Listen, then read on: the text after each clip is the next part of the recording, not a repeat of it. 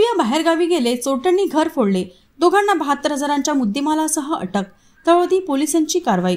नागभीड तालुक्यातील तळोदी police station अंतर्गत येत असलेल्या धामणगाव चक येथील फिर्यादीच्या घरी कुणीही नसल्याची संधी साधून चोरट्यांनी सोन्या-चांदीच्या दागिन्यांसह रोख चोरी केल्याची घटना उघडकीस आली.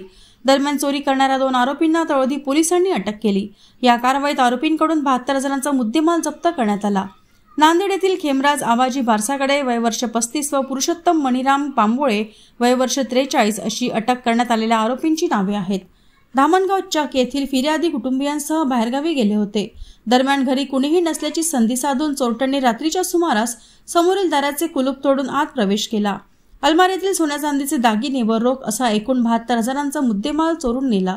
फिर्यादीच्या तक्रारीवरून 5 मार्चला तळोदी पोलीस ठाण्यात अज्ञात चोरट्यांविरुद्ध कलम 305 अ 331-3-4 भारतीय न्यायसंहिता अन्वये गुन्हा नोंदविण्यात आला.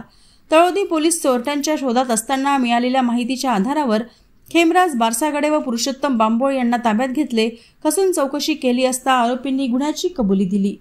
आरोपींकडून सोन्या-चांदीचे दागिने व रोख असा एकूण 72,000चा मुद्देमाल हस्तगत केला.